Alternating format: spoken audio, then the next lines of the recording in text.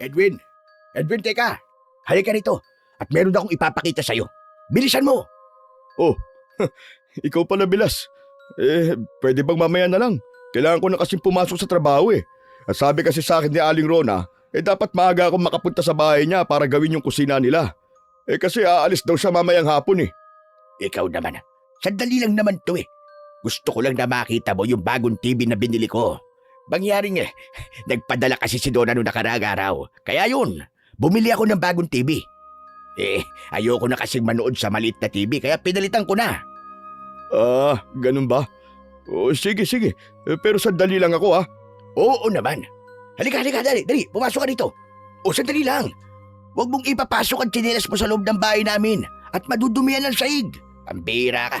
Kita mo naman na napakaputi at napakakinis ng tiles namin, oh. Alam mo ba, na itong bahay lang namin ang nakatiles dito sa lugar natin? Yan, nakikita mo ba yan? Yan yung bagong TV namin. Yan yung binili ko. Ang ganda, di ba?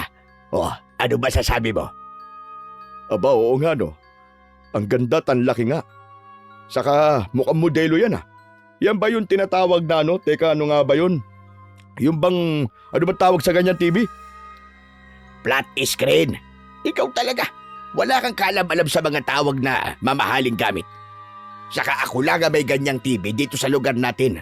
Lahat ng mga TV ng mga tao rito, mga lumang modelo na, mga antigo. Alam mo, bala ko nga din bumili ng DVD player eh. Saka maglagay ng magandang sound system dito para kapag nanonood ako ng pelikula, talagang parang nasa sinihan ako. Panigurado, marami na namang kapitbahay natin ang maiinggit sa akin kapag ganun. Ikaw talaga hindi naman siguro. Baka nga matuwa pa sila kasi nakabili ka ng magagandang gamit. Mababait naman ang mga kapitbahay natin dito, Renato. Hindi ako naniniwala sa sinasabi mong yan, Bilas. Maraming inggit sa akin dito kasi nasa abroad ang asawa ko at buwan-buwan nagpapadala ng pera sa akin. May mga naririnig pa nga ako na sinasabi ng iba na ang yabang-yabang ko raw. Pero naman, kung mayabang ako, meron naman ako may pagyayabang, di ba? Kung yan ang opinion mo, Bilas, hindi na lang kita kukontrahin. Sandali.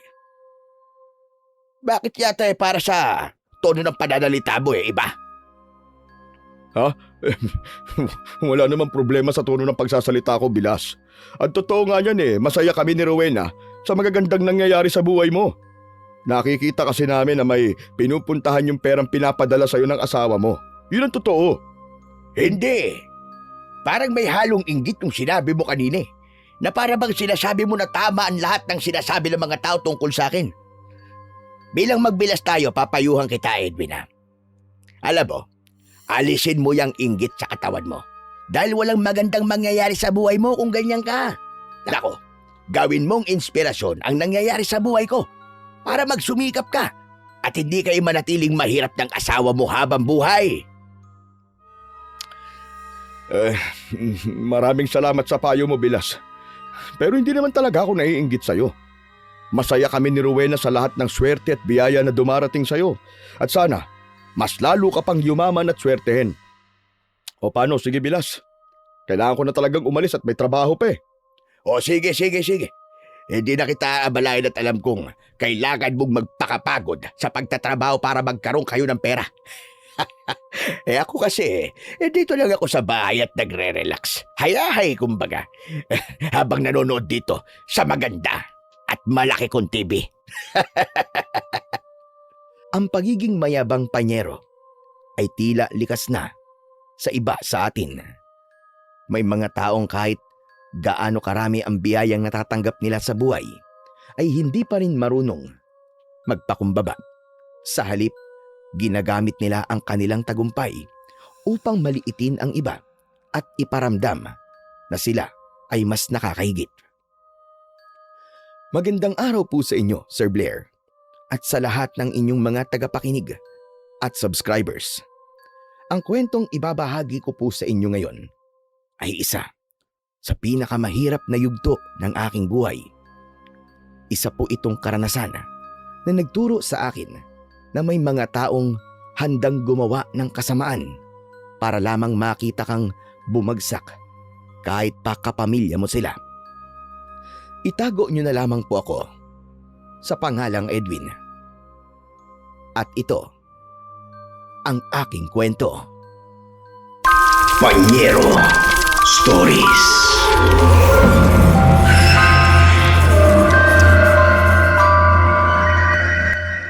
Noon ay isa akong karpintero at nakatira kami ng aking asawa sa probinsya ng Quezon.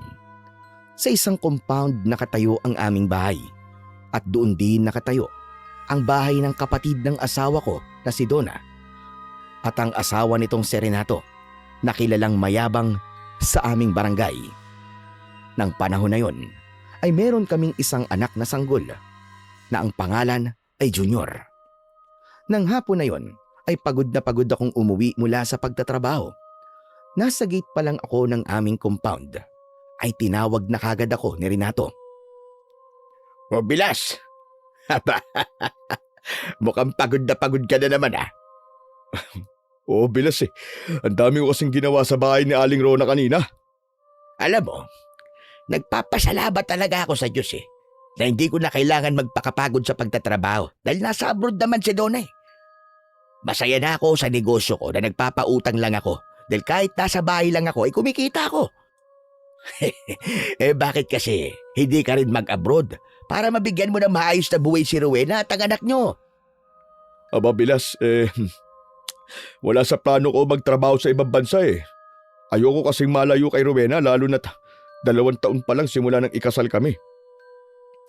Kung ganyan ka mag-isip, wala kang mararating sa buhay, Bilas. Hindi mo mararanasan na magandang buhay na meron kami ngayon ni Donna. Pambira, ilang taong ka lang naman magtitiis eh. Saka kung nag-aalala ka na maiiwan mo mag-isa si Rowena, ay wala kang dapat na ipag-alala. Nandito naman ako. Ako ang bahala sa kanya. Sa ngayon wala talaga akong plano mag-abroad, Bilas. Yun din kasi yung gusto ni Rowena. Ay, ikaw ang bahala. Kung ayaw mo umangat sa buhay, ay problema nyo na yan. Oo nga pala. Kung gusto nyo pumunta kayo ni Rowena sa bahay mamaya. Nakabili kasi ako ng DVD player at may maganda akong nabiling pelikula sa bangketa. Samahan nyo ako manood para ma-experience nyo namang makanood sa malaking TV.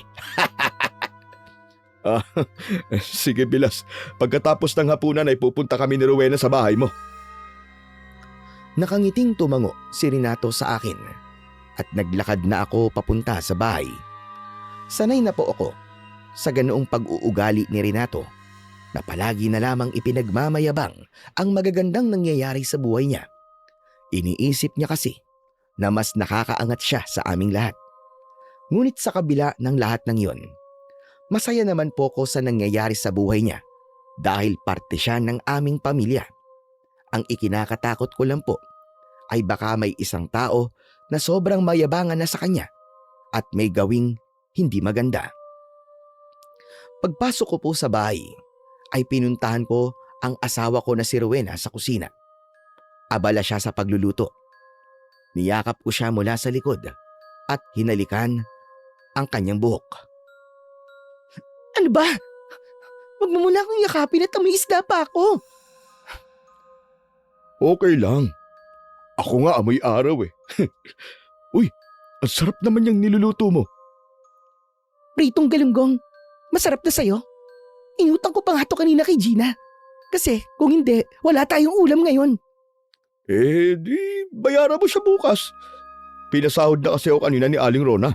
Tapos bumili na rin ako ng bigas. Hindi ba? Tapos na yung trabaho mo kay Aling Rona? May trabaho ka bang papalit doon? Sa ngayon wala pa eh.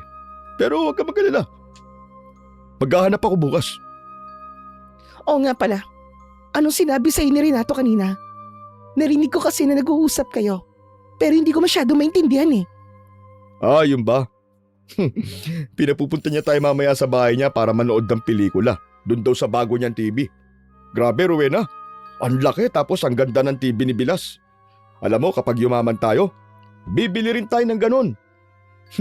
Pero ang bait sa atin ni Renato kasi gusto niyang ipa-experience sa atin ang manood sa ganong klase ng telebisyon. Ano ba mabait ang sinasabi mo? Ang sabihin mo, gusto lang niyang iyabang yung bago niyang TV. Gusto niyang ipakita sa atin na hindi natin kayang bumili ng ganon. Aba, huwag mo naman pagsalitaan ng ganyan si Bilas. Asawa siya ng kapatid mo at parte siya ng pamilya natin. Maging masaya na lang tayo sa kung anong nangyayari sa buhay niya. Kaya kong maging masaya para sa kanya. Kung hindi lang siya ubod ng yabang. Diyos ko, napakahambog. Pero dahil lahat na lang ng pinagyayabang niya, imbis na matuwa ako para sa kanya, naiinis talaga ako. Hayaan mo na lang si Bilas. Hindi ba ang kwento sa atin ni Donna ay galing sa hirap noon si Renato? Masaya lang siguro siya na nararanasan niya yung mga bagay na hindi niya naranasan noon. Basta, wag na lang natin siyang gayahin kung sakaling maging mayaman din tayo, di ba?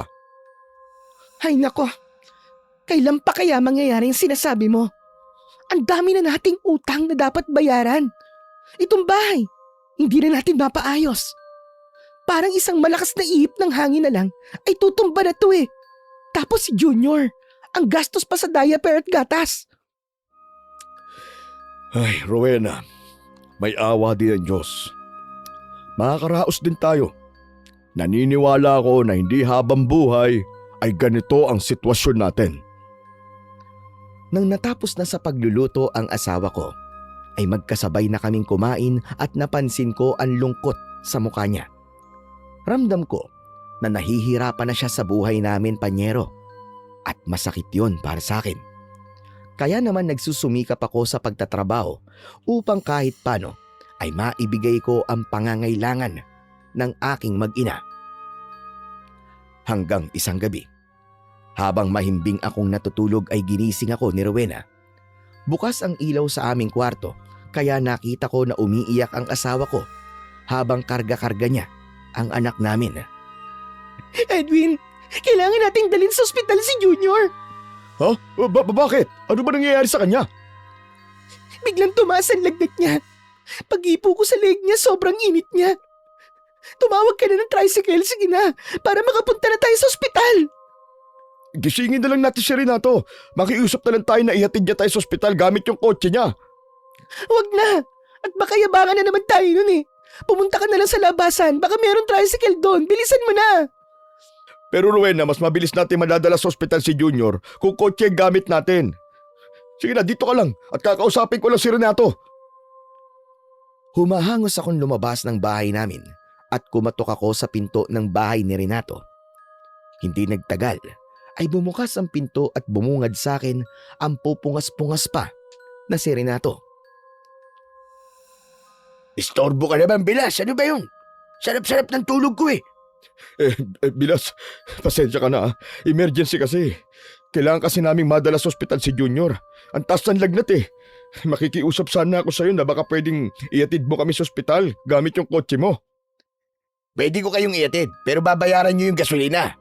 Sige, walang problema. Kahit magkano ay magbabayad kami. Basta't madala lang kagad sa ospital si Junior. O sige na, lalabas ko lang yung kotse at sumunod na kagad kayo sa akin. Maraming salamat, Bilas. Salamat talaga. Edwin, si Junior! Tumitirik na ang mata niya! Edwin, tulungan mo ako! Nagmamadali kong binalikan si Rowena at natakot ako dahil nawawala na ang itim sa mga mata ng anak namin. Kinuha ko si Junior at itinakbo ko siya sa labas habang nakasunod sa akin ang umiiyak na si Rowena. Sumakay kami sa kotse ni Renato at agad naman niya yung pinaandar. Renato, pwede bang bilisan mo pa? Baka kasi kung ano mangyari kay Junior. Aba, hindi ko pwede bilisan ang takbo natin. Baka maaksidente tayo. Kapag nagasgasan tong kotse ko, hindi nyo naman kaya bayaran. Bagong-bago pa naman to at cash ko pa nabili. Iisipin mo pa ba ang sasakyan mo kaysa sa buhay ng anak ko? Rowena, huwag ka magsalita ng ganyan. Tinutulungan na nga tayo ni Renato eh. Ayos lang, Bilas. Alam ko na kinakabahan lang si Rowena kaya ganyan siya magsalita. Pero para sa kaalaman nyo, 1.5 milyon ang presyo ng kotse kong ito. At cash kong nabili ito. Kaya sana maintindihan nyo kung bakit ingat na ingat ako sa pagmamaneho nito. Sa bagay, hindi nyo nga pala ako maiintindihan. Kasi wala naman kayong ganitong sasakyan eh. Kahit nga bisikleta, wala kayo eh. Kung yayabangan at mamalitin mo lang kami, mabuti pang ibaba mo nilang kami. Iinto mo tong sasakyan. Bababa na kami. Ano ba? Sinabi ng ihinto mo eh! Ano bang pagmamayabang at pagmamalita mga sinabi ko? Nagsasabi lang naman ako ng totoo. Kayo na nga itong tinutulungan kayo pa itong nagagalit. Hoy Edwin, pagsabihan mo yung asawa mo Rowena, ano ba? Tama na. Hayaan na lang natin si Renato sa pagmamaneho. Siyang mas nakakaalam ng dapat niyang gawin dahil sa sakyan niya to. Huminahon ka lang. Umiyahon? Paano kung ihinahon kung ganito ang lagay ng anak natin? Tapos dadagdagan pa ng mayabang na yan ng mga salitang hindi naman nakakatulong sa sitwasyon natin ngayon. Hindi pala nakakatulong Baka gusto mong ihinto ko talaga itong sasakyan ko at pababain ko kayo. Basta't wag niyo akong sisisihin kapag may nangyaring hindi maganda dyan sa anak niyo. Renato, pasensya ka na. Huwag mo na lang intindihin ang mga sinabi ng asawa ko. Magulo lang ang isip niya pasensya na talaga. Magsasalita pa sana si Rowena nang hawakan ko ng maigpit ang kamay niya. Nagtama ang mga mata namin at marahan akong umiling. Sa pamamagitan ng tingin ay ipinarating ko sa kanya na wala kaming karapatang umangal sa kahit na anong sabihin ni Renato dahil kailangan namin ang tulong nito upang madala namin sa ospital si Junior. Hindi na nagsalita pa si Rowena hanggang sa makarating kami sa ospital. Pero ramdam ko ang ngit-ngit niya kay Renato. Agad na inisikaso ng mga nurse ang aming anak at habang naghihintay kami sa labas ng emergency room ay lumapit sa amin si Renato. Mabuti na lang talaga at wala kaming anak ni Donna. Di sana mararanasan ko ang problema niyo ngayon. Talagang pinagpala ako ng Diyos kumpara sa ibang tao. Hindi ka ba talaga titigil? Talaga bang ipamumukha mo sa amin na mas nakakaangat ka kumpara sa amin? Hindi mo na kailangan gawin yan, Renato. Dahil alam na namin na mas mayaman ka kaysa sa amin. Aba, huwag ka kagad nagagalit. Sinasabi ko lang naman ang opinion ko Bakit kasi kayo nag-anak nang hindi kayo financially stable? Tignan niyo ang nangyayari sa inyo ngayon. Ang anak niyong nahihirapan dahil hindi niyo siya naaalagaan ng maayos kasi kapos kayo sa pera. Kaya ako, wala akong kabalak-balak na magkaroon ng anak Kasi makakahati ko pa yan sa pera namin ng asawa ko. Bilas, nire-respeto naman namin ang opinion mo tungkol sa bagay na yan. Pero sa palagay ko hindi itong tamang oras para pag-usapan natin yan Nasa loob kasi ng emergency room ang anak namin. At hindi maganda na sinasabihan mo kami ng parang mali na nag-anak kami habang magulo ang isip namin. Sandali nga. Bakit parang nag-iba ang tono ng pagsasalita mo sa akin? Kanina kung todo pigil ka sa asawa mo sa pagsagot-sagot sa akin. Tapos ngayong tapos ko na kayong tulungan parang pinagtutulungan nyo na ako Aba. Hindi naman yata tama yan. Hindi naman sa ganun, Bilas. Tatanawin naming isang malaking utang na loob ang ginawa mo para sa amin. Pero sana naman, huwag mo kaming sisihin sa nangyayari ngayon kay Junior. Dahil di namin to ginusto. Sige. Masama na pala magbigay ng opinion ngayon Alam nyo, total na pakinabangan nyo na ako. Uuwi na ako. Imbes na natutulog ako ng maimbing inabalan nyo pa ako. Basta, bayaran nyo yung gas na nagamit ko sa paghatid ko sa inyo Kahit 500 magbigay kayo sa akin. Nakataas noong tumalikod si Renato at dere-derecho siyang naglakad palabas ng ospital. Nang wala na siya, ay niyakap ko si Rowena dahil alam ko na kailangan niya yon. Hayop na yan. Napakayabang talaga ng Renato na yon. Napakataas ng tingin niya sa kanyang sarili. Mahal, wag mo na siyang pansinin. Tsaka kahit papano'y natulungan niya naman tayo na madala si Junior dito sa ospital, di ba? Tulong ba yon kung may kapalit siyang hinihingi? Parang hindi niya tayo kapamilya kung ituring niya tayo. Pabayaan mo na. Ang importante nandito na tayo sa ospital. Ipagdasalan lang natin na maging maayos na ang lagay ni Junior. Hindi nagtagal ay nalaman po namin na nadengge po si Junior. Kailangan niyang manatili sa ospital upang matutukan siya roon ng mga nurse at doktor. Kahit papano po ay nabawasan ang pag-aalala namin nang sabihin sa amin ng doktor na gagaling si Junior. Sinabi rin sa amin ng mga doktor ang kailangan naming bayaran at bilhin. Yun ang naging sunod na problema namin ni Rowena, Panyero. Wala kaming pera para sa mga gamot ni Junior. Pero isang bagay ang naisip ko. Ayun ay ang umutang kay Renato. Siya lang kasi ang taong alam ko na magpapahiram ng pera sa akin.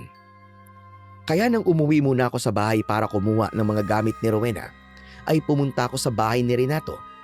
Nakabukas ang pinto at nanonood siya ng TV. Malakas ang volume ng telebisyon, kaya nilakasan ko ang boses ko.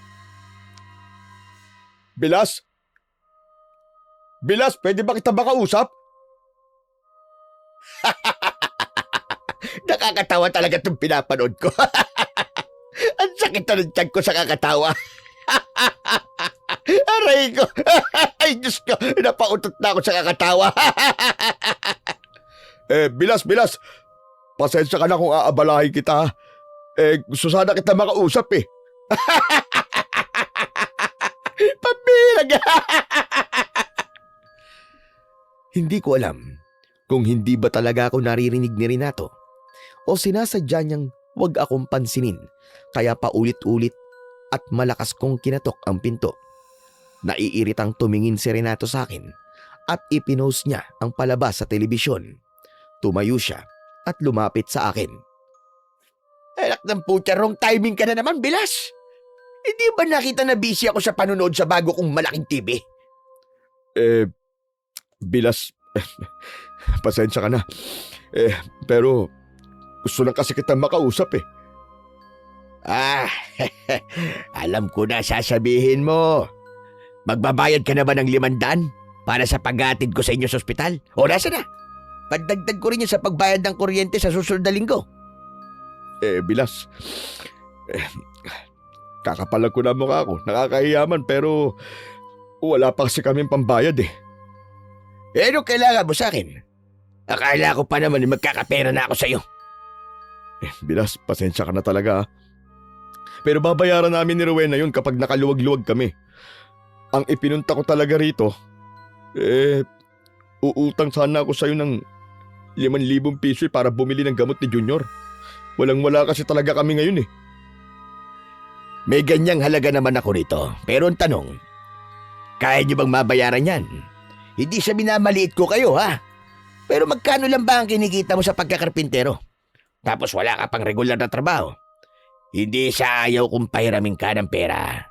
Pero alam mo na ang pagpapautang ko ng pera ay hindi charity. Negosyo ko to.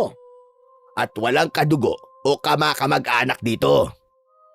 Bilas, naiintindihan ko, Bilas, pero huwag ka mag-alala dahil maghuhulog kami sa'yo kada linggo. Sisiguraduhin ko na mababayaran ka namin, Bilas. Talagang kapit na ako ngayon sa patalim eh. Kailangan na ni Junior ng mga gamot para gumaling na siya sa sakit niyang dengue. Aasahan ko yung sinabi mo ha. Wala, sige, pumasok ka muna rito. At gagawa lang ako ng kasulatan para hindi tayo magkaunsihan. Pumasok ako sa bahay ni Renato at naupo ako sa sofa.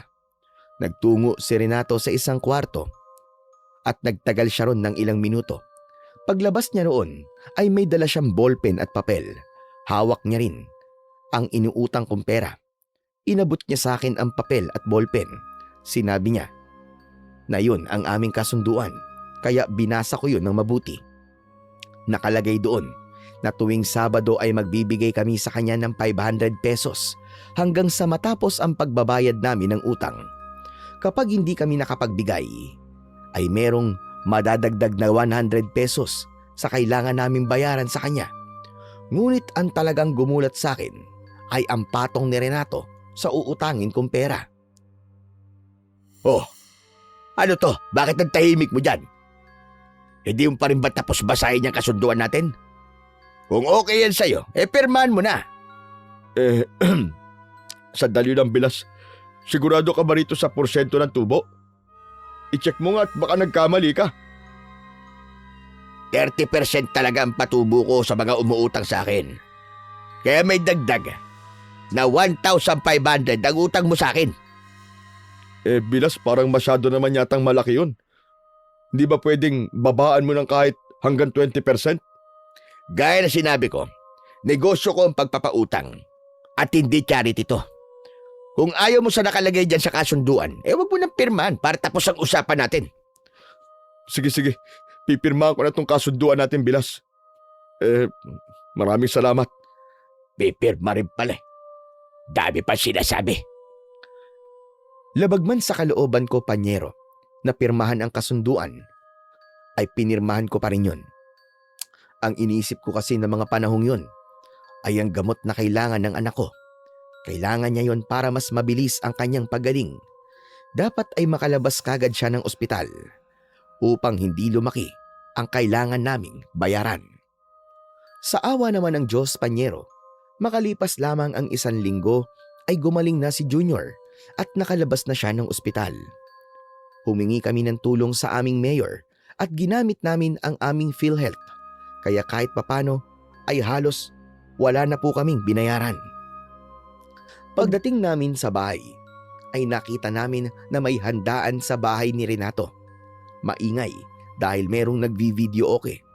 Sa labas ay naroon si Renato at ang mga kaibigan nito na puro lalaki. Nag-iinuman ang mga iyon. Hoy, Rowena! Edwin! Nakalabas na pala kayo ng ospital. Oo, Bilas. Salamat sa Diyos at magaling na ton si Junior. Sa Diyos nagpapasalamat ka pero sa akin ay hindi. Alam niyo mga pare ko, pinautang ko yung si Edwin ng pere kaya nakabili siya ng gamot para sa anak niyang na-ospital. Kung hindi dahil sa akin, aba, baka hindi pa magaling ang batang yan. Bilas, maraming salamat din sa'yo. Napakalaki ng utang na loob namin sa'yo. Huwag ka nga magpasalamat dyan. Utang naman yon at hindi bigay. Ang laki pa nga ng patubo niya eh. Oo nga pala. Nagpaluto ko ng mga pagkain. Kumuha na lang kayo dyan sa loob. At alam ko naman na wala kayong pagkain. Para hindi na kayo magluto. Sige, salamat Bilas. Ano palang okasyon? Walang okasyon. Napagtripan ko lang na maganda at magpainom. Ganito naman talaga kapag maraming kwarta. Hindi na kailangan maghintay ng okasyon para maganda. Oh, tapos, pagkatapos yung kumain, pumunta ka rito, ha? At samahan mo kaming uminom. Magpapakalasing tayo. Pasensya na Bilas. Alam mo naman na hindi ako umiinom eh. Sa katutulungan ko pa si Rowena sa pagbabantay kay Junior. Kaya na ni Rowena yan. Saka minsan lang kita makainuman kaya pumayag ka na. Huwag mo naman akong ipahiya sa mga kaibigan ko. Ano ka ba, Bilas? Sige Bilas. Pagkatapos namin kumain sasali ako sa inyo dyan. Pumasok na kami ni Rowena sa aming bahay at inihiga ko na ang tulog na si Junior sa aming higaan. Talagang makikipag-inuman ka sa Renato na yon? Hayaan mo na. Nakakahiya kung tatanggi ako lalo na't galing naman talaga sa kanya yung perang ipinambili natin ng gamot ni Junior eh. Kahit utang yun, ay tulong pa rin yun. Ayoko kasi na sumama ang loob ni Bilas sa akin eh. Ay nako, paniguradong puro kayabangan lang ang maririnig mo sa ambog na yun. Hayaan mo. Sanay naman ako kay Bilas eh. O sige na, maghain ka na at kukuha lang ako ng hapunan natin sa bahay ni Bilas. Nagtungo ako sa bahay ni Renato at kumuha ako ng pagkain na nakalagay sa mahabang lamesa sa sala. Kumuha ako ng 2 ulam at kanin. Pagbalik ko sa bahay namin ay kumain na kami ni Rowena. Matapos yon ay umupo na ako sa inuman at nagsimula na akong uminom ng alak. Gaya ng sinabi ni Rowena ay puro nga pagyayabang ang lumabas sa bibig niya. Alam niyo ba, napakasarap ng buhay ko. Hayahay, pag ganito lang ako, magpapainom kapag gusto at tignan nyo naman ang bahay ko. Tignan nyo! Yan ang pinakamaganda at pinakamalaking bahay dito sa barangay natin. Kaya nga ang daming naiinggit sa akin at pinag-uusapan ako palagi. Sinasabi nila na mayabang ako. Nahambog ako. Ano magagawa ko? Kung meron naman talaga ako may pagmamayabang. Bakit hindi na lang sila magsumikap sa buhay nila para magkaroon din sila ng kung anong meron ako? Hindi ba, Edwin? Ha? Oo. Tama ka naman dyan sa sinabi mo, Bilas. Kailangan talaga magsumikap. Gaya na lang nito si Edwin. Ang tagal ko nang sinasabi na magtrabaho siya sa ibang bansa pero ayaw naman. Napakahina ng loob. Daig pa ng asawa ko na nagtatrabaho ngayon sa Saudi. Kung nasa ibang bansa sana to si Edwin, aba, paniguradong makakaangat-angat sila ng asawa niya sa hirap kahit papano eh. Mabuti na nga lang at nandito ako dahil sa tuwing kinakapo sila, ay sa akin sila lumalapit. Gaya na lang nung na-ospital ang anak nila. O di ba? Sa akin sila humiram ng perang pambili ng gamot ng kailangan ng anak nila. Kung wala siguro ko, naku po, o kung madamot ako, baka mamaya kung ano nang nangyari sa anak nito si Edwin. Sa gitna ng aming inuman, ay isang matandang babae ang biglang dumating na may dalang pinggan. Hoy, Aling Luisa! Anong ginagawa mo rito, ha? Nakita ko kasi na meron kayong handaan dito. Abay, magbabakasakali sana ako na baka pwede ako makahingi na kahit konting pagkain man lang. Mangyaring hindi pa kasi ako kumakain ng hapunan. Abay, hindi pwede. Yung mga pagkain na inenda ko rito ay para lang sa mga kakilala ko. Umalis ka na nga dito at baka malasim pa kami sa buhay na dahil sa'yo. Nakayuko at napapahiyang umalis si Aling Luisa. Nakaramdam ako ng awa sa kanya dahil alam ko ang pakiramdam ng nagugutom at walang makain. Bilas, sana naman binigyan mo na lang si Aling Luisa ng pagkain. Kawawa naman yung matanda. Hindi ba mag-isa na lang siya sa bahay niya dahil namatay nung nakaraang taon yung anak niya? Hindi ko siya obligasyon, Bilas. Aba, dahil hindi ko siya kaano-ano. Isa pa, hindi mo ba alam na magkukulam ang matandang yun? Paano kapag pinapasok ko siya sa bahay ko, ay may orasyon siyang gawin tapos may mangyaring masama sa akin? Mas mabuti nang mag-ingat ako kaysa magsisi ako sa huli. Hindi na lang ako sumagot at nagpatuloy si Renato sa pagkikwento ng magagandang nangyayari sa buhay niya. Bilib na bilib kay Renato ang mga kaibigan niya. Habang ako ay nakaramdam ng matinding pangliliit sa aking sarili nang naalala ko ang mga sinabi niya kanina. Pakiramdam ko kasi ay iniisip ng mga kainuman namin na wala akong kwentang haligi ng tahanan. Kaya hindi na lang ako nagsalita hanggang sa natapos na ang aming pag-iinom. Pagpasok ko sa aming bahay ay isinara ko ang pinto bago ako humiga sa tabi ng aking asawa. Nakatalikod siya at niyakap ko siya ng mahigpit. Ano ba, Edwin? Amoy alak ka eh. May itatanong ako sa'yo eh. Mahal, hindi ka ba nagsisisi na ako ang pinakasalan mo? Ano bang klaseng tanong yan? Lasing ka lang, Edwin, kaya matulog ka na. Sagutin mo na lang yung tanong ko. Minsan ba naiisip mo na baka mas maganda ang buhay mo kung hindi ako napangasawa mo? Ay, naku. Okay, sige. Sasagutin ko yung tanong mo para manahimik ka na. Hindi ako nagsisisi na ikaw ang pinakasalan ko. Dahil unang-una, Edwin, mahal kita. At kahit mahirap ang buhay natin ngayon, ay alam kong kaya natin ang lahat ng pagsubok na to. Basta't magkasama tayo. Hindi tayo pababayaan ng Diyos. Tsaka ano ba nangyayari sa'yo? Bakit mo na itanong yan? Si Bilas kasi, may mga sinabi siya kanina na naging dahilan para manliit ako at maramdaman ko na parang wala akong kwentang asawa at tatay eh. Nung bagong kasal kasi tayo nangako ko sa'yo na gagawin ko ang lahat para hindi ka makaranas ng hirap at ang magiging mga anak natin. Pero tignan mo ang buhay natin ngayon. Naghihirap pa rin tayo. Sana, Rowena, kahit anong mangyari, huwag mo akong iiwan, ha? Kayo kasi ni Junior, nagpapalakas ng loob ko eh. Kayo ang dahilan kung bakit hindi ako sumusuko sa buhay.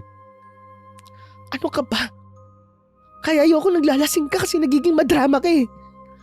Saka sa susunod, huwag kang nakikinig sa mga sinasabi ni Renato. Akala ko ba?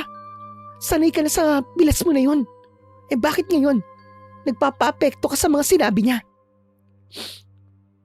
Paano kasi parang may punto yung mga sinabi niya eh. Kung ano man ang mga sinabi niya sa'yo, alisin mo yon sa utak mo. Ang isipin mo ay kami ni Junior at hindi ka namin iiwan, okay? Naniniwala ko na may magandang plano ang Diyos para sa pamilya natin. At ang dapat nating gawin ay magsumikap at magtiwala sa plano niya para sa atin.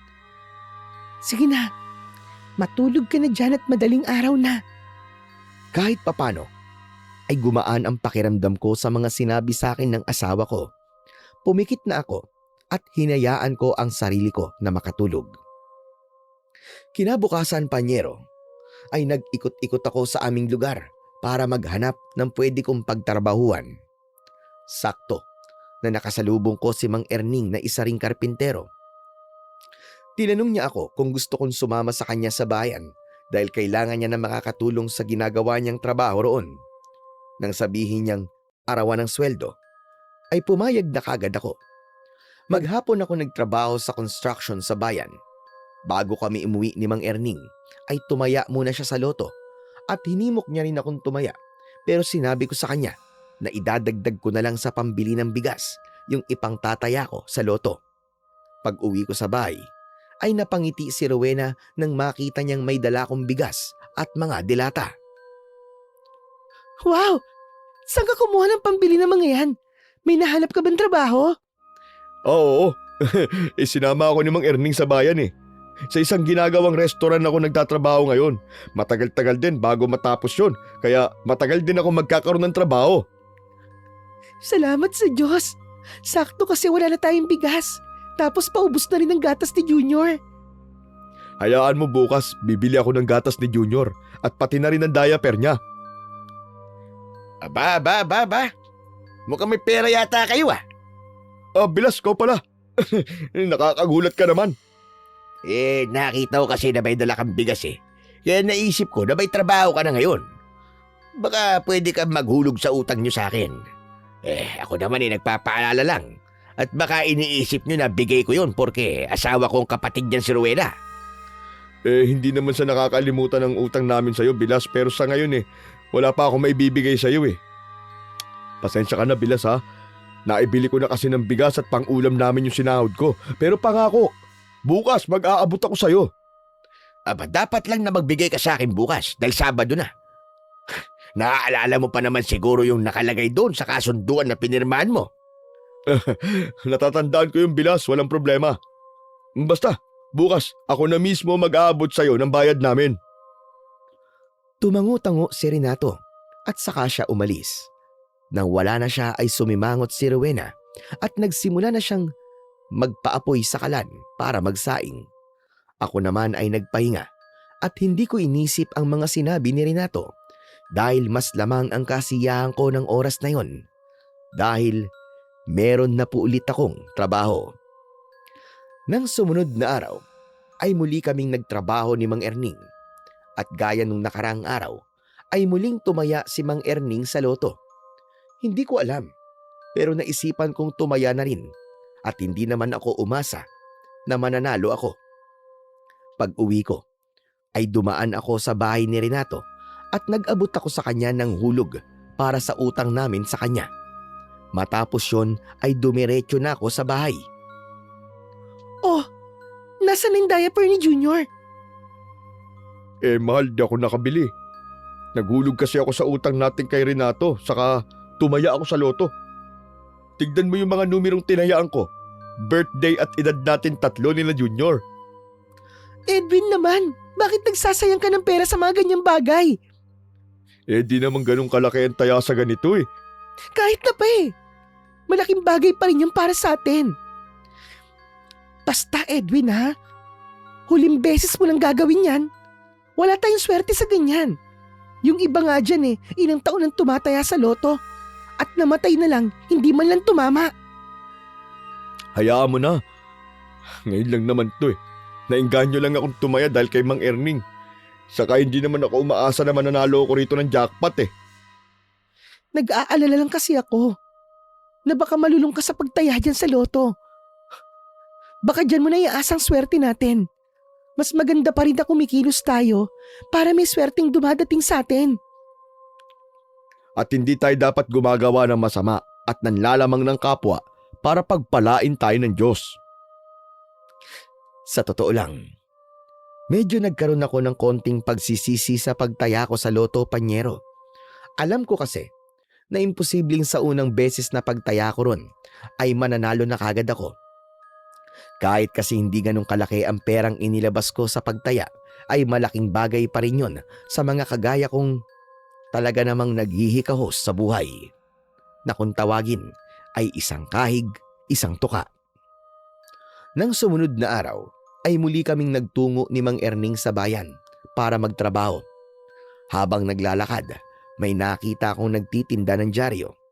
Naisipan kong hiramin ang isa sa mga dyaryong binibenta upang tignan ang mga numerong lumabas kahapon.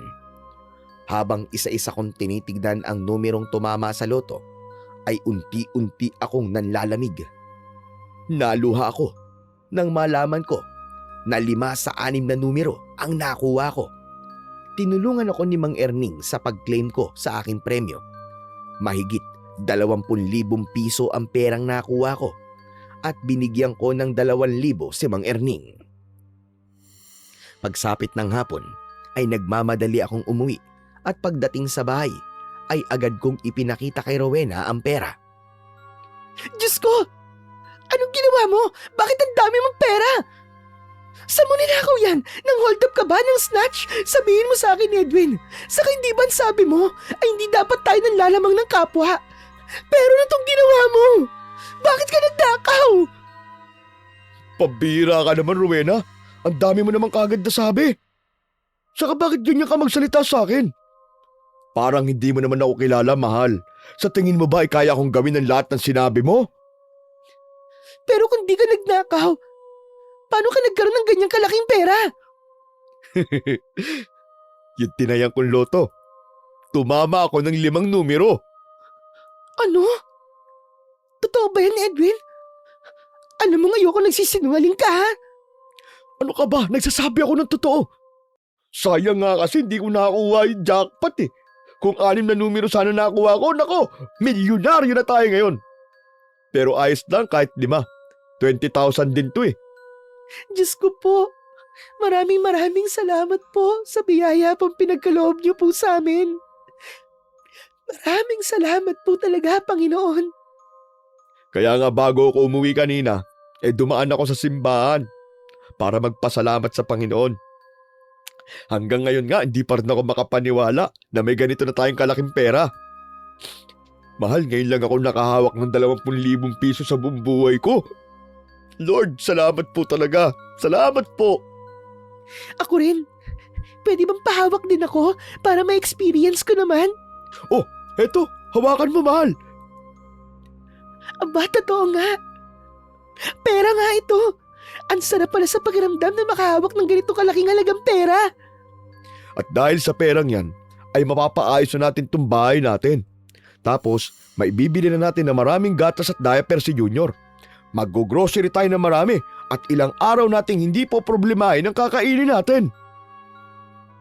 Sandali lang, Edwin. Parang di maganda yung naiisip mong gawin sa perang to. Oh, bakit naman? Pera yan eh. Malamang gagamitin natin yan sa pagbili ng pangangailangan natin, di ba? Alam ko, pero hindi tayo sigurado kung magkakaroon ulit tayo ng ganito kalaking pera. Kaya dapat ay maging matalino tayo sa paggamit nito. Hindi pwedeng ubus biyaya tayo. Ayokong maging one-day millionaire tayo. Aba, oo nga no, tama ka. Masyado kasi ako natuwa. Kaya ang nasa utak ko kanina ay ang gastusin kagad ng perang yan. Pero mahal, ano ba naiisip mo na gagawin natin dyan? Magnegosyo tayo kahit maliit lang. Palaguin natin ang perang ito para mas mapakinabangan natin sa mahabang panahon. Ha? Negosyo? Nakakatakot naman sumugal sa ganyan eh. Baka malugi tayo eh. Kung ganyan ka mag-isip, walang pagbabagong mangyayari sa buhay natin. Minsan kailangan nating sumugal. Hindi ba nun ay napag-usapan natin na magtatayo tayo ng ihawan dyan sa harapan ng bahay natin? Gagawin natin yun ngayon. Sinang-ayunan ko ang mga sinabi ni Rowena at umasa ako na yon ang magiging daan para makaahon na kami sa kahirapan. Nang sumunod na araw, ay agad na namili si Rowena ng lahat ng kailangan namin sa itatayo naming ihawan. Pag-uwi ko mula sa trabaho, ay napangiti ako nang naabutan ko si Rowena na nag-iihaw sa harap ng aming bahay. Aba, sinimulan mo na pala kaagad yan ha? Oo, sayang ang araw eh. Mas mabuting simulan na kagad natin to para malaman ng mga tao na merong ihawan dito. Mahal, kumusta naman ang kita? Yun nga eh. 3 isaw pa lang ang nabibenta ko sa loob ng 3 oras. Edwin, hindi kaya tama ka sa sinabi mo kagabi na baka nga malugi tayo. Tignan mo, at wala pang halos bawas tong paninda natin. Ano ka ba naman? Unang araw pa lang naman ngayon. Tsaka hindi pa alam ng mga tao na meron ditong ihawan. Basta magtiyaga lang tayo. Uy! May ihawan na pala kayo rito ah. Yung usok niya na, baka pumasok sa loob ng bahay ko. Ikaw pala, Bilas. Saka pala galing at parang ang dami mong pinamili ah. Galing ako sa bayan. Nainip ako kaya namili ako ng mga bagong damit at sapatos. Tapos tignan niyo tong relo ko. Ang ganda, di ba? Alam niyo ba kung magkano ang presyo nito? 10,000 piso. Ay, oo nga pala. Saan kayo kumuha ng pera para makapagtayo ng iyawan? Kanino ba kayo umutang? Bilas, hindi kami umutang. Mangyaring tumama ako sa loto, Bilas eh. 5 numerong nakuha ko. Sayang at hindi pa jackpot ang nakuha namin pero ayos lang naman. Pera din kasi yun. Biyaya ng Panginoon. Pera pala kayo eh. Bakit di nyo muna inuna ang utang nyo sa akin? At talagang inuna nyo pang mag-iyawan? Kailangan ba ipaalala ko pa yun sa inyo?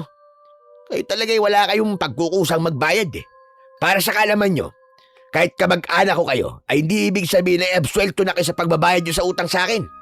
Negosyo ko ang pagpapautang para sa kalaman nyo.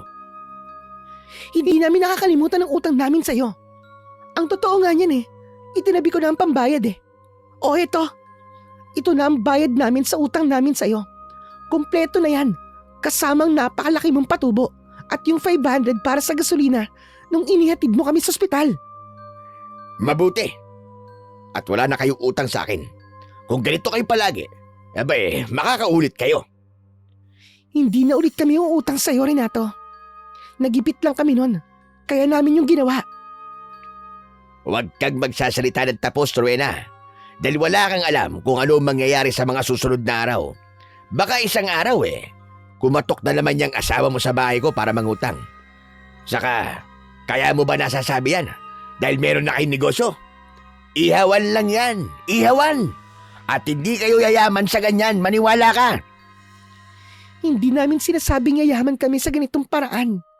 Ang sinasabi ko ay kung kailangan man naming mangutang sa susunod, ay hindi na talaga kami lalapit sa'yo dahil masyado kang garapal sa pera.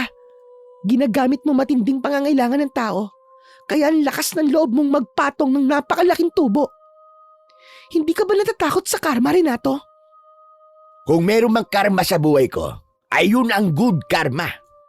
Tignan nyo naman ang buhay ko ngayon. Hayahay, papetiks-petiks lang. Habang kayo ng asawa mo, kailangan pang magkandakuba sa pagtatrabaho para lang mairaos ang isang araw. Pero sana ay maging maayos ang takbo ng iyawan nyo. Kahit alam ko naman na hindi rin yan magtatagal. Nakakainsulto ang tawa ni Renato bago siya pumasok sa bahay niya. Susundan pa sana siya ni Rowena pero agad kong hinawakan ang braso nito. Sinabi ko sa kanya na hayaan na lang niya si Renato at pagtuunan na lang namin ng pansin ang aming maliit na negosyo. Sa mga lumipas na araw, ay unti-unting naging malakas ang aming ihawan, Panyero. Habang nagtatrabaho ko sa bayan, ay inaasikaso naman ni Rowena ang aming negosyo. Pero nang mapansin namin na dumarami na ang bumibili sa amin, ay nagdesisyon akong huminto na sa pagtatrabaho upang tulungan na lang ang aking asawa. Makalipas ang 1 buwan ay nabawi na namin ang aming puhunan dahil talagang lumakas ng gusto ang aming negosyo. Isang gabi, Matapos naming bilangin ni Rowena ang aming kinita para sa araw na yon, ay hindi kami makapaniwala sa laki ng aming kinita. Totoo ba to, Edwin? 6,000 piso ang kinita natin sa araw na to. Ito na yata ang pinakamalaking kinita natin. Hindi na ako nagtataka kung bakit ang laki ng kita natin ngayon at sa mga susunod pang araw. Biruin mo, kahit yung mga taga-ibang barangay ay dinadayo tayo dito. Dahil yun sa'yo, Rowena. Bakit dahil sa akin? Anong ginawa ko para masabi mo yan? Siyempre, ikaw ang nakaisip nito. Tapos binabalikan at dinadayo tayo ng mga tao kasi marami nagsasabi na masarap at malinis ang paninda natin. Isa pa sa gusto ng mga tao ay yung timpla ng sausawan mo, kaya napakalaking bagay ng nagagawa mo para lumaki ng lumaki ang benta natin. Ganun ba? Maraming salamat, Edwin. Mabuti na lang at itinuro sa akin ng lola ko ang paggawa ng sausawan at ang tamang paglilinis at pagluluto ng mga iyaw-iyaw na yan. Pero sana, magpatuloy itong biyayang natatanggap natin. Sana, ay ito na talaga ang magiging daan para magkaroon ng pagbabago ang buhay natin. Naniniwala ako, mahal, na mangyayari ang sinasabi mo. Basta't ituloy-tuloy lang natin kung anong ginagawa natin ngayon. Gawin natin to para kay Junior, para maibigay natin sa kanya ang maayos na buhay. Nang sandaling yon, ay walang paglagyan ang kasiyahan namin ni Rowena. Naging matalino rin kami sa paghawak ng pera. Hindi kami naging gastador at hindi kami bumibili ng kung ano-anong bagay na hindi naman kailangan. Bagkus, ini-invest namin yon para mas maging maayos ang takbo ng aming negosyo. Makalipas ang ilang buwan, ay kumuha na kami ng tao para makatulong sa aming negosyo.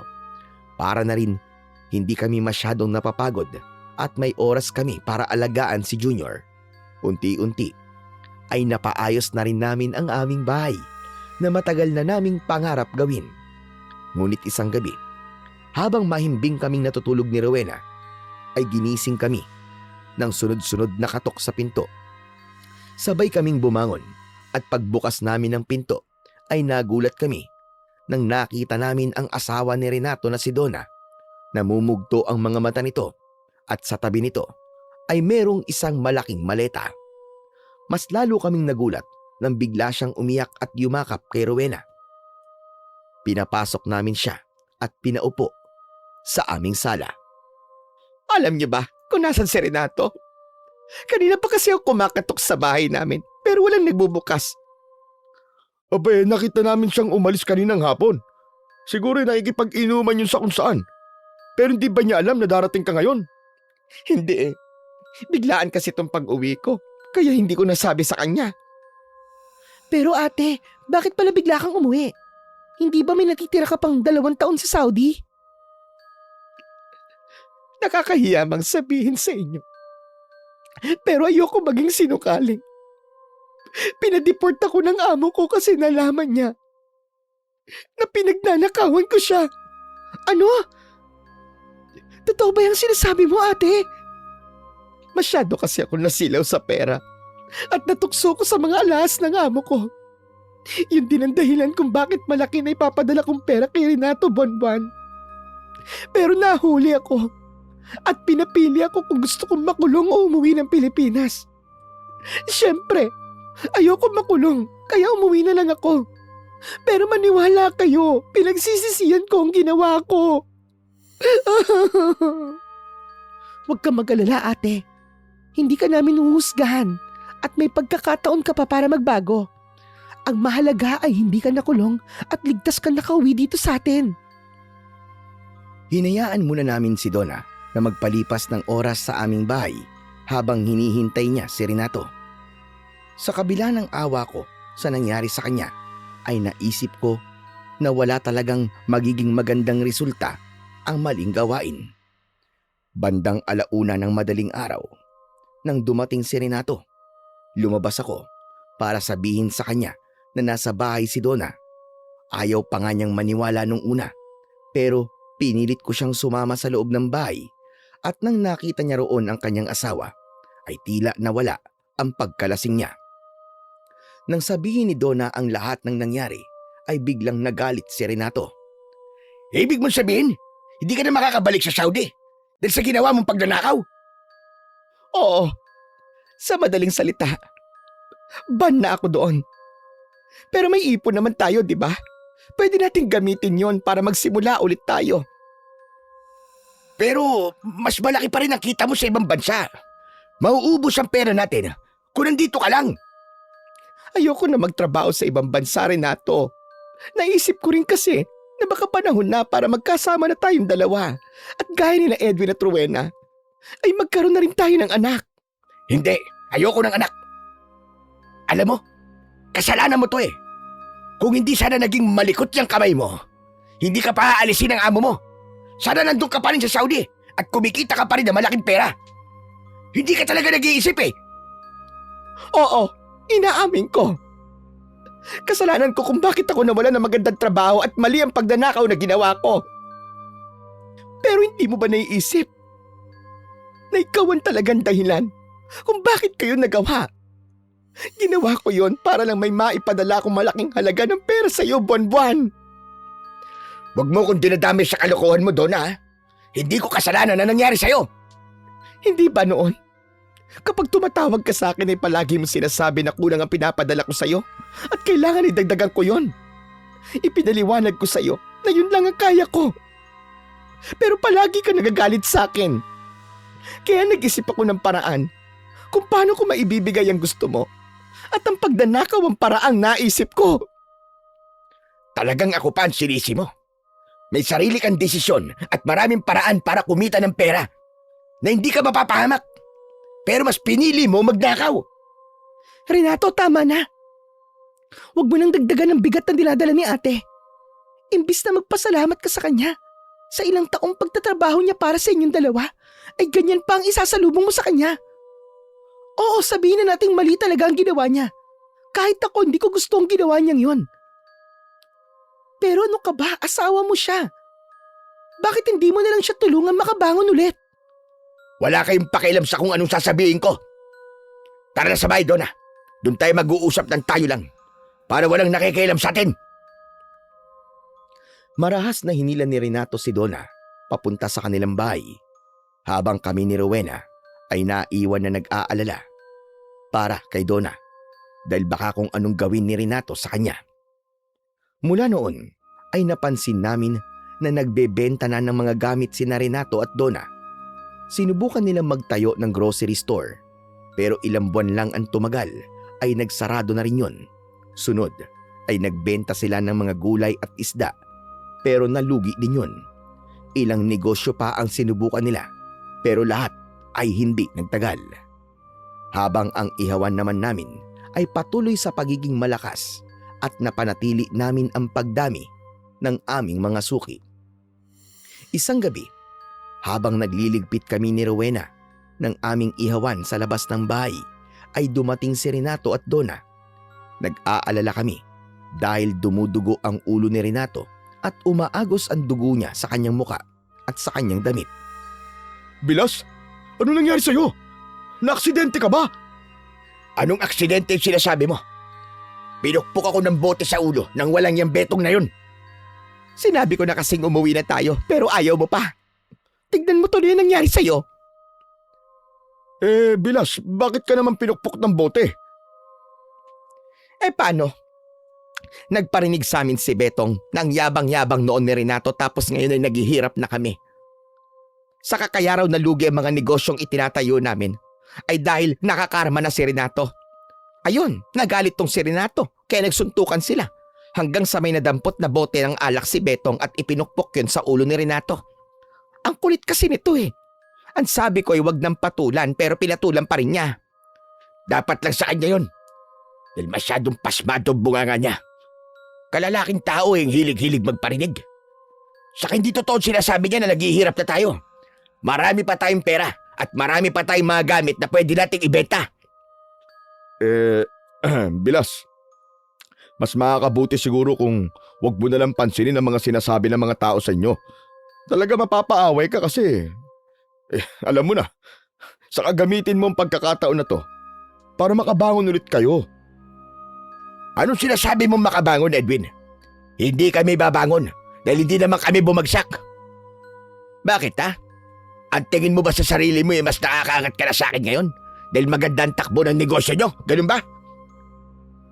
Renato, ano ba? Tama na. Pumasok na nga tayo sa bahay. Bakit naman pati si Edwin ay inaaway mo? Bilas, pasensya ka na pero hindi yun ang ibig ko sabihin ha. Huwag ka na magkaila. Yun ang gusto mo sabihin. Hoy Edwin, sabihin ko sa'yo, kahit ilang milyong iniyaw ang ihawin mo, hindi kayo magiging kasing yaman ko. Napakayabang mo na ngayon, ha?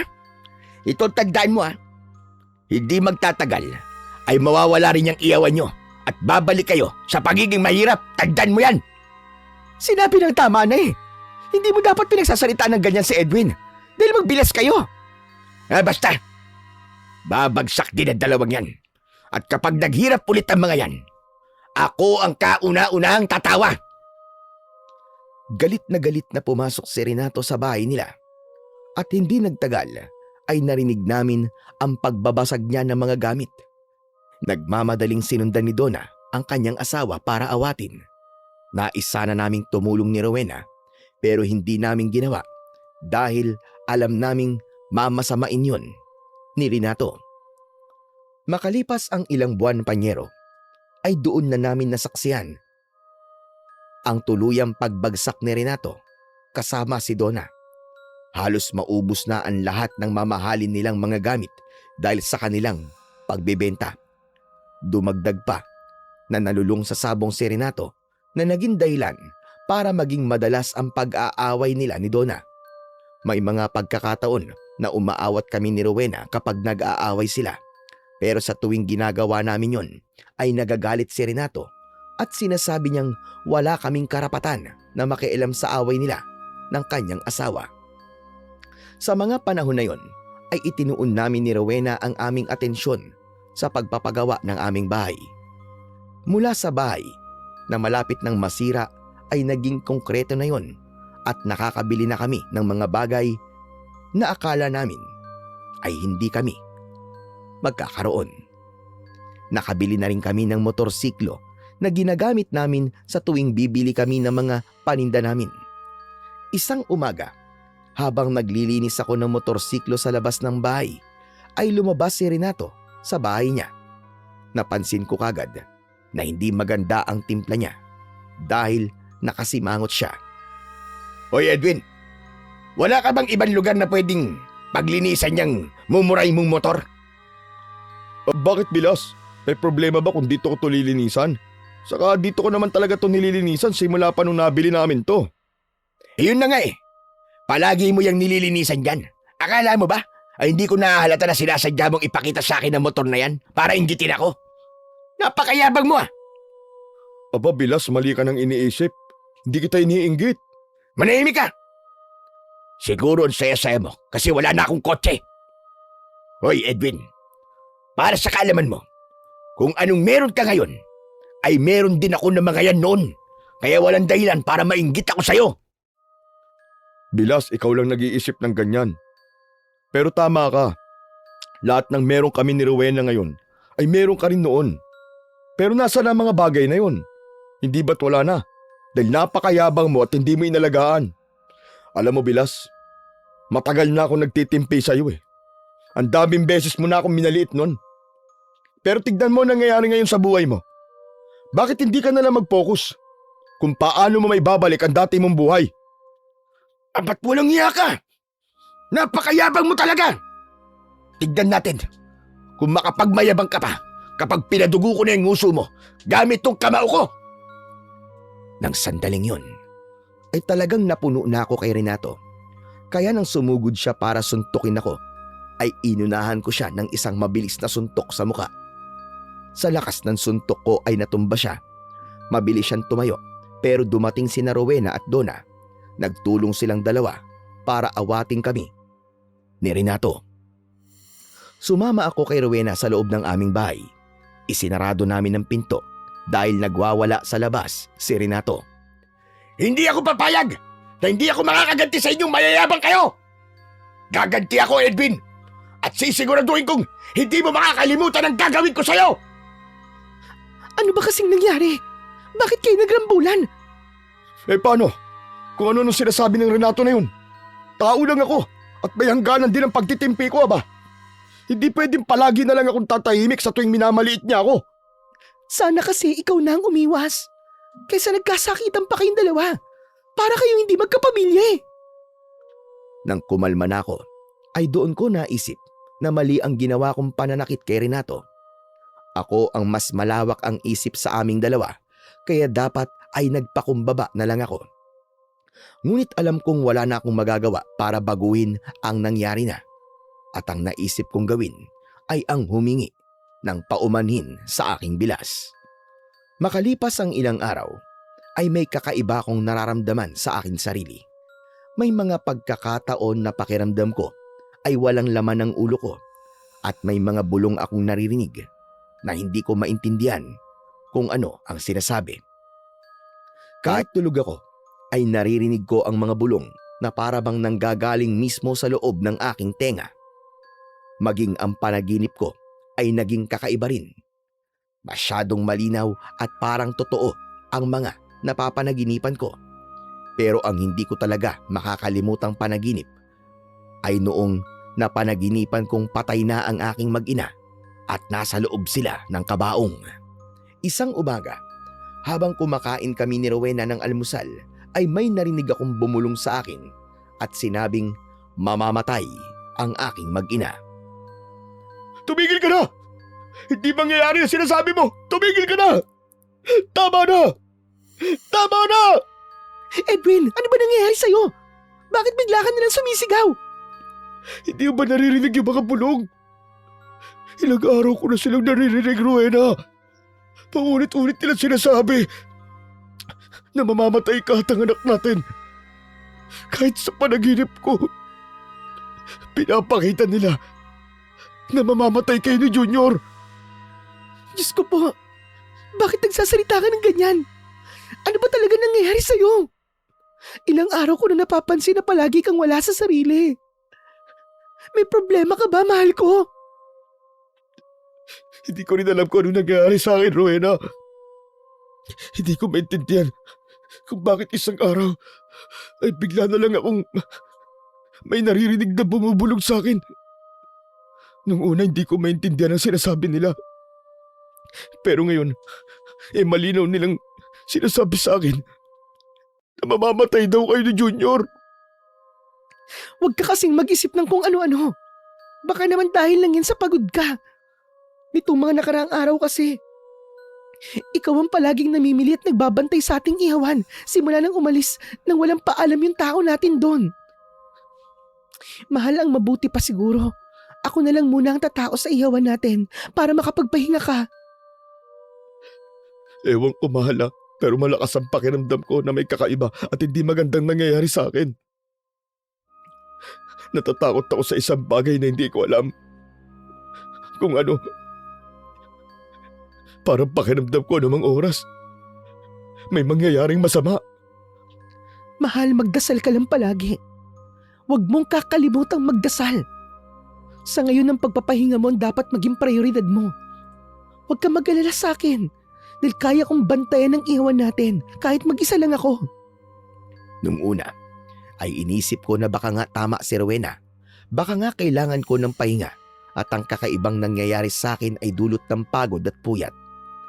Pero kahit hindi na ako napapagod, ay hindi huminto ang mga bulong na naririnig ko, panyero. Mas lalo pa nga yung naging malinaw at mas malakas. May mga pagkakataon tuloy na kapag hindi ko na kayang tiisin ang mga naririnig ko, ay sumisigaw na talaga ako na ikinakagulat ni Rowena. Bukod doon, ay nawalan na rin ako ng ganang kumain. Naging madalas ang pagkakaroon ko ng lagnat, lalo na sa gabi. At dahil doon, ay nagdesisyon na kami ni Rowena na dalhin ako sa doktor. Pero matapos kong magpa-check up, ay walang malinaw na findings sa akin ng doktor. Binigyan lang ako ng gamot para makatulog ako ng maayos sa gabi at para sa lagnat ko. Isang gabi, habang nakahiga ako sa kwarto, ay pumasok si Rowena. May dala siyang pagkain para sa akin. Kumain ka na. Nagluto ako ng paborito mong kaldereta. Kaninang umaga ka pa hindi kumakain. Kaya hindi pwedeng hindi ka kakain ngayon. Tignan mo ang katawan mo at ang payat-payat mo na. Mamaya na lang siguro ako kakain. Hindi pa naman ako nagugutom eh. At wala rin akong ganang kumain. Edwin, hindi pwedeng palagi kang ganyan. Mas lalo kang magkakasakit sa ginagawa mo eh.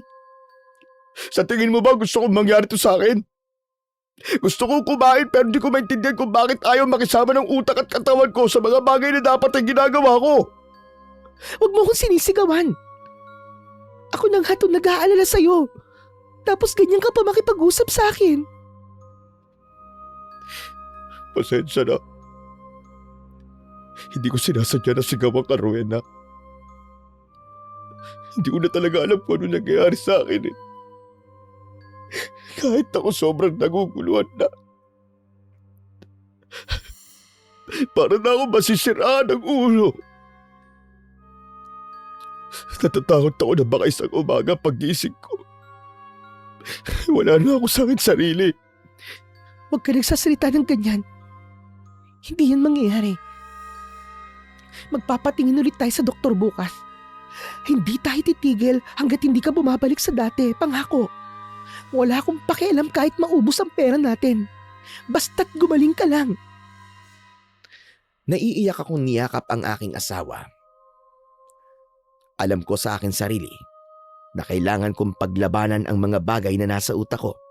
Pero sa tuwing sinusubukan kong gawin ang dapat, ay hindi ko maintindihan kung bakit merong napakalakas na puwersang pumipigil sa akin.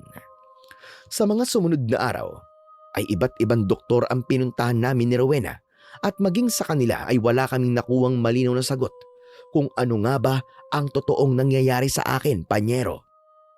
Lahat sila ay binigyan lang ako ng mga kung ano-anong gamot na hindi naman umiepekto sa akin. Ang iniisip ko pa nga ng panahon na yon ay mas lalong pinapalala ng mga gamot na yon ang kondisyon ko. Hanggang sa dumating sa punto na halos butot balat na po ako dahil sa mahina akong kumain at tumindi ang pag-iisip ko sa mga bagay na hindi ko naman dapat iniisip. Ang akala ko ay hanggang doon na lang ang hindi magandang mangyayari sa akin at sa pamilya ko. Pero isang gabi, nagising kami ni Rowena nang biglang nawasak ang aming pinto at isang lalaki ang pumasok. May bonnet mask siyang suot at may hawak siyang patalim. Mabilis niyang kinuha si Junior na natutulog sa crib at itinutok niya sa anak namin ang patalim.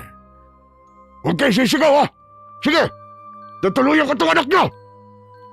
Hayop ka! Huwag mong sasaktan ang anak ko! Parang awa mo na. Akin ang anak ko. Huwag mo siyang sasaktan.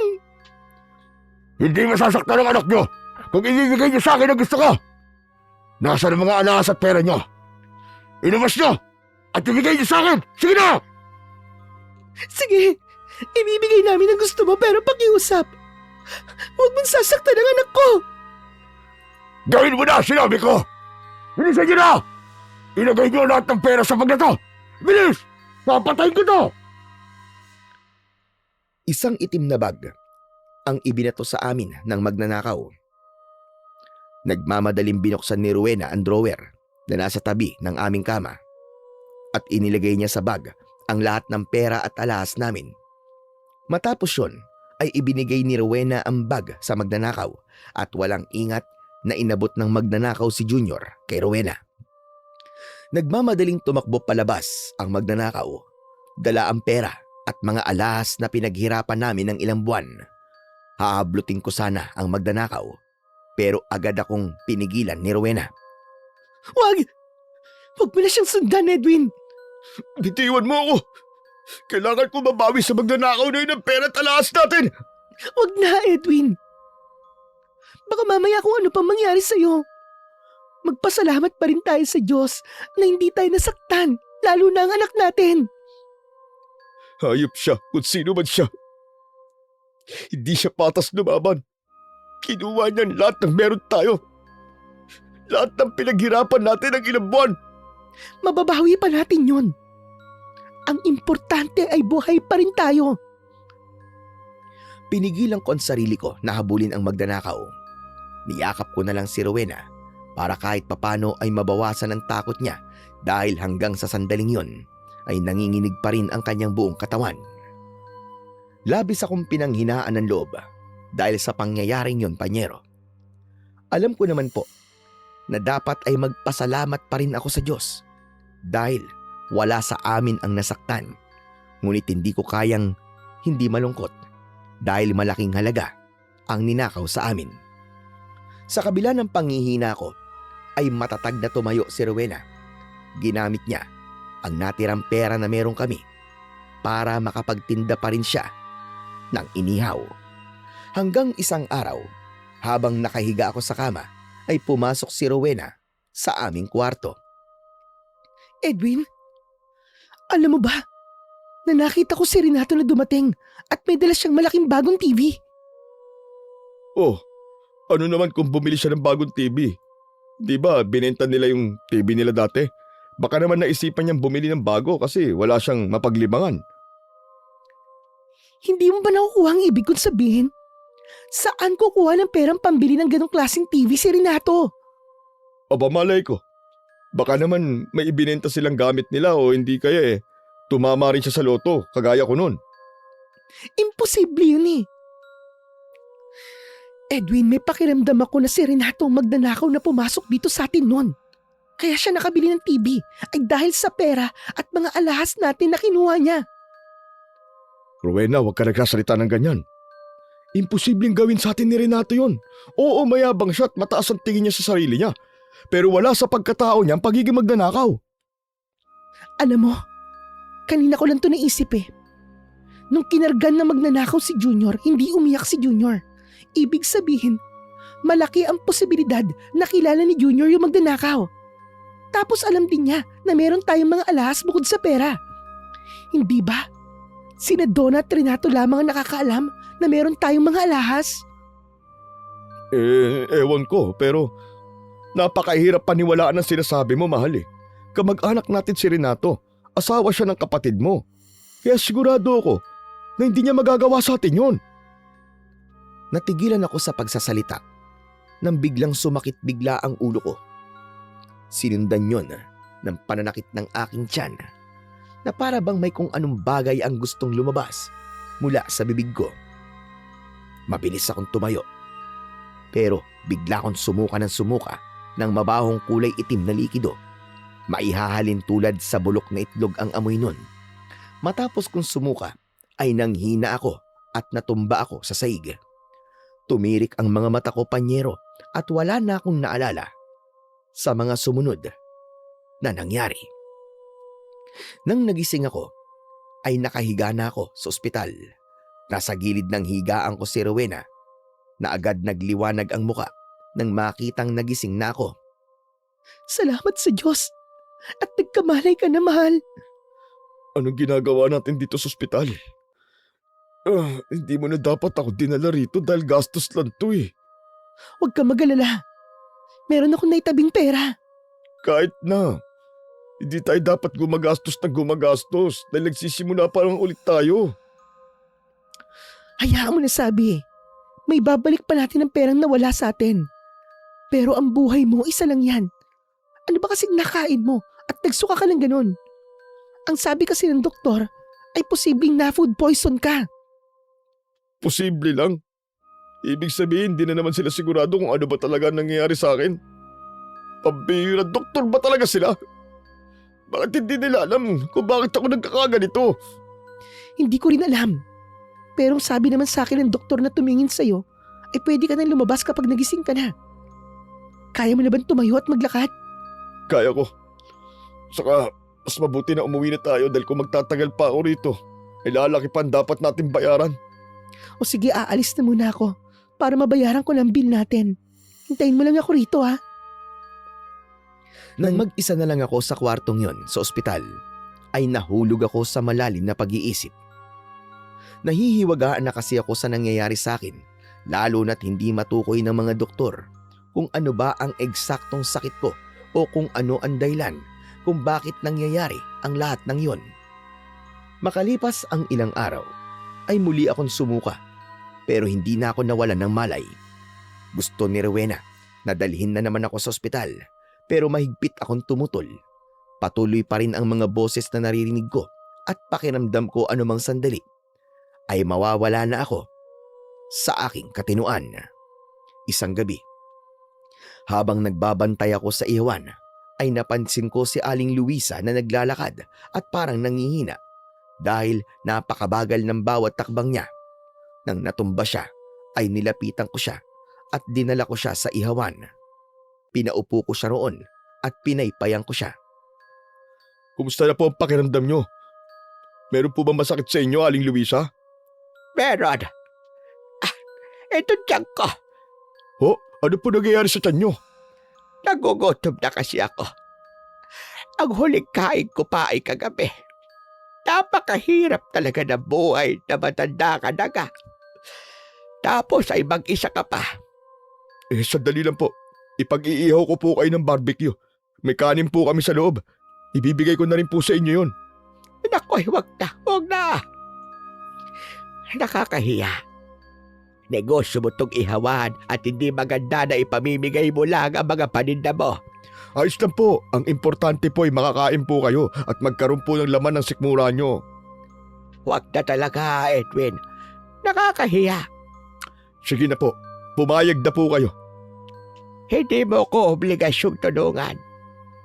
Aalis talaga ako. O sige ho, kayo po ang bahala. Kung ayaw nyo talaga, hindi ko po kayo pipilitin. Ito na ba? Nagpipiro lang ako.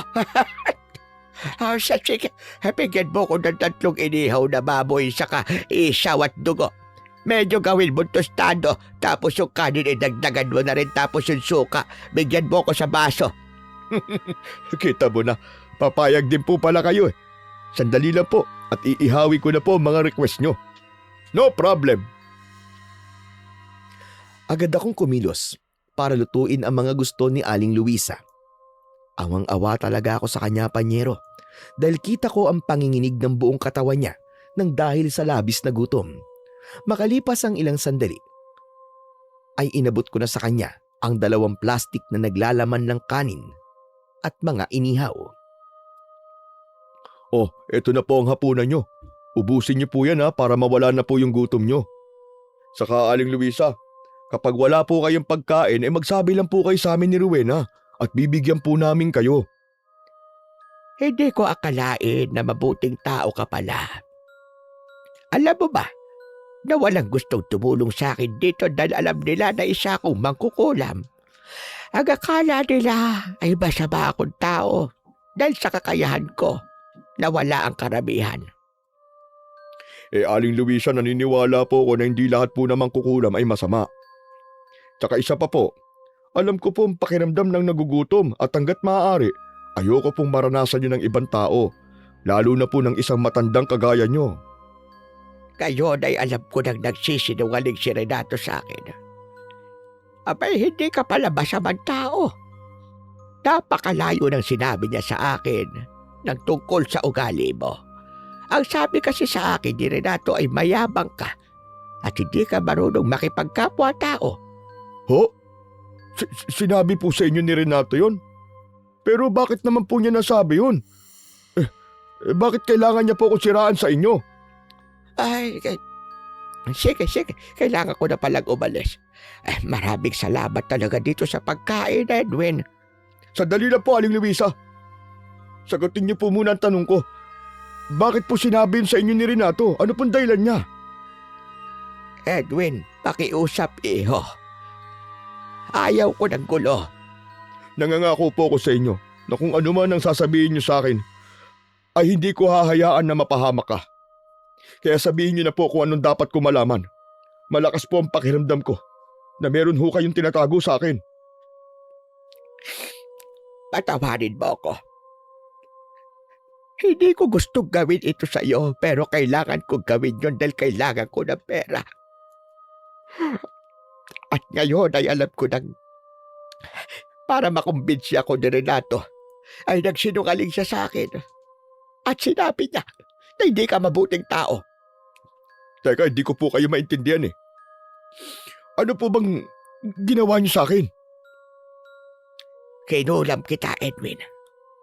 Binayaran ako ni Renato para kulabig ka. Lahat ng mga nararanasan mo sa mga nakalipas na araw ay ang epekto ng pagkukulam ko sa iyo. Patawarin mo ko, pero pangako, ititigil ko na ang pagkulam ko sa iyo.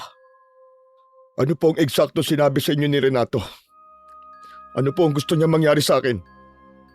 Ang sabi niya ay guluhin ko ang isip mo. Gusto niya na mawala ka sa sarili mo hanggang sa dumating sa punto na papatayin mo na ang anak at asawa mo. Gusto niyang sirain ko na gusto ang buhay mo. Natigilan ako sa mga sinabi ni Aling Luisa. Hindi ako makapaniwala na kayang gawin yun ni Renato sa akin. Oo, nagkaroon kami ng matinding pagkaaway, pero hindi ko inisip na aabot siya sa punto na ipapakulam niya ako. Kinilabutan ako ng gusto at gumapang ang matinding galit sa puso ko. Mariin kong naikuyom ang aking kamao at nagngalit ang mga ngipin ko. Tinalikuran ko si Aling Luisa at dere-derecho akong naglakad papunta sa bahay ni Renato. Malakas kong kinatok ang pinto at si Donna ang nagbukas nun. Oh, Edwin, ikaw pala. May kailangan ka. Nasa si Renato. Nasa na magaling mong asawa. Teka. Ano naman bang ginawa ni Renato sa'yo at nagkakaganyan ka, Edwin? Diyos ko na nakikiusap sa'yo. Kung ano man ang ginawa ni Renato sa'yo ay palampasin mo na lang. Pamilya tayo at hindi tayo dapat nag-aaway. Talaga bang gusto mo malaman kung anong ginawa ng asawa mo sa akin? Pinapakulam niya ako kay Aling Luisa. Lahat ng hindi magandang nangyari sa akin ay kagagawan lahat ni Renato. Diyos ko, hindi.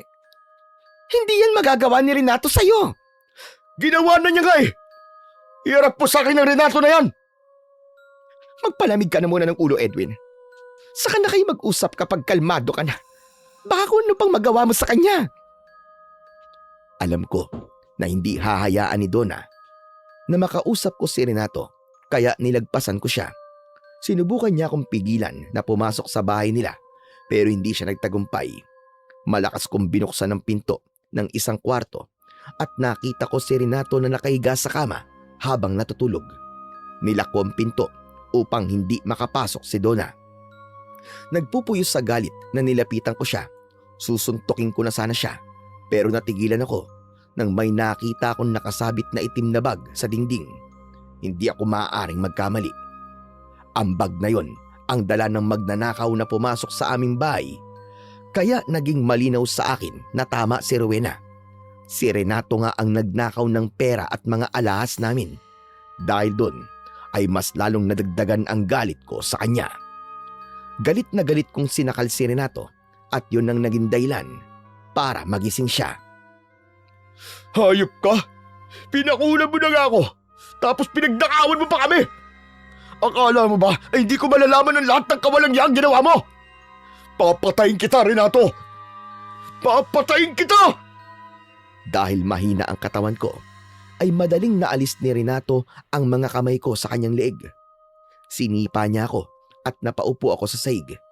May kinuhang balisong si Renato sa drawer at tumayo siya sa harapan ko habang may nakakatakot na ngising nakapaskil sa kanyang muka.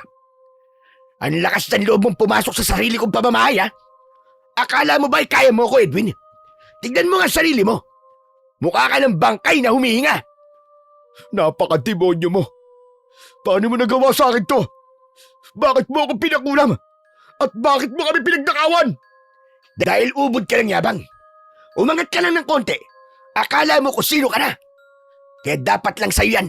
Alam mo, ngayon ko lang naisip na siguro pinakulam mo rin ako noon. Kaya nagkandaleche-leche ang buhay ko. Huwag mo akong itulad sa'yo. Dahil patas akong lumaban. Renato! Edwin! Ano ba nangyayari dyan? Buksan niyo nga itong pinto! Manahimik ka dyan! Isa ka pa, Donna! Kasalanan mo lahat ng ito! Kasalanan mo kung bakit naghihirap tayo ngayon! At kung bakit nawala ang lahat ng bagay na meron ako! At ikaw naman, Edwin. Tutal, alam mo na ang buong katotohanan. Mas mabuti pang patayin na lang kita. Napakatagal naman kasing kumilos ng Luisa na yon. Kaya ako nang gagawa ng dapat ay matagal na niyang ginawa. Natakot ako nang unti-unting lumapit si Renato sa akin Habang mahigpit niyang hawak ang kanyang balisong, napaatras ako at ang nasa utak ko ay yun na ang magiging katapusan ko. Ngunit nabuksan ni Donna ang pinto at nang sasaksakin na sana ako ni Renato ay pinigilan ito ni Donna. Aksidenteng bumaon ang balisong sa kanang bahagi ng dibdib ni Donna na ikinagulat ni Renato. Naguguluhang napaatras si Renato, natumba si Donna habang nakabaon pa rin sa dibdib niya ang balisong. Hindi ko sinasadya! Bakit kasi nakialam ka ba eh? Hindi ito pwede! Diyos ko, makukulong ako! Ayokong makulong! Ayokong makulong! Napansin ko na tila wala na sa katinoan si Renato dahil napakalikot ng kanyang mga mata. Hanggang sa humahango siyang tumakbo palabas ng kwarto at doon ko na nilapitan si Donna. Edwin, ako nang humihingi ng tawad sa lahat ng ginawa ni Renato sa'yo. Parang awa mo na. Huwag mong ipapakulong ang asawa ko. Huwag ka muna magsalita. Kailangan madala ka kagad sa ospital. Diyos ko, ate! Ano nangyari dito? Rowena, mabutit dumating ka. Tumawag ka ng tricycle. Bilisan mo. Kailangan natin madala sa ospital si Donna. Bilis! Mabilis na umalis si Rowena at hindi nagtagal ay dumating na ang tricycle na nagatid sa amin sa ospital. Habang inaasikaso ng mga nurse at doktor si Donna, ay nagugulong lumapit si Rowena sa akin habang karga niya si Junior. Ano ba kasing nangyari? Sinong sumaksak sa kapatid ko? Sinaksak siya ni Renato. Aksidente nangyari. Ako ang dapat nasasaksakin ni Renato. Pero humarang bigla si Donna. Walang iya talaga ang Renato na yun. Hindi ko akalain na aabot sa ganung level ang kasamaan niya. Nalaman niya kasi na alam ko nang siya nagnakaw ng mga pera at alahas natin. Nakita ko kasi sa kwarto nila yung bag na ginamit nung magdanakaw eh. Tapos kaya pala may ganito akong sakit. Dahil pinapakulam niya ako kay Aling Luisa. Pero huwag ka na mag-alala, mahal. Dahil nakausap ko na si Aling Luisa at nangako siya na ititigil na niya ang pagkukulam sa akin. Diyos ko. Pero si Renato, baka balikan niya tayo. Baka idamay niya ang anak natin. Huwag ka mag-alala. Mamaya magre-report kagad tayo sa polis. Kailangan managot ni Renato sa lahat ng kasalanan na gawa niya. At sisiguraduhin ko na magiging ligtas kayo ni Junior. Hindi ko hahayaan na makalapit sa inyo si Renato. Nang masiguro namin na ligtas na si Donna, ay agad kaming nag-report sa mga pulis. Sa pamamagitan ng isang manhunt operation ay nahuli si Renato at nakulong siya dahil sa pananaksak sa sarili niyang asawa at sa pagnanakaw niya ng pera at mga alahas namin. Tinulungan namin ni Rowena na makabangon si Donna. Hindi nagtagal ay natanggap na rin ni Donna ang sinapit ng kanyang asawa. Sa awa ng Diyos, unti-unting bumalik ang lakas ko at nawala ang mga bulong na naririnig ko. Sa kasalukuyan, maayos na po ang buhay namin ni Rowena. Ang dating ihawan lang noon ay naging isang restaurant na po ngayon. Wala na rin kaming takot dahil hanggang ngayon ay nakakulong pa rin po si Renato. Matapos hindi umusad ang kaso niya, napatunayan ko rin na walang mabuting maidudulot ang pagiging mayabang. Mas mabuti na maging mapagkumbaba tayo sa kabila ng napakaraming biyayang natatanggap natin. Dito ko na po tinatapos ang aking kwento, Panyero. Maraming salamat po sa pagkakataong na ibahagi ko po sa inyo ang pangyayari sa buhay ko na alam kong magbibigay ng aral sa inyong mga tagapakinig. Maraming salamat po sa inyong pakikinig at panonood. Hanggang sa muli po, mga Panyero.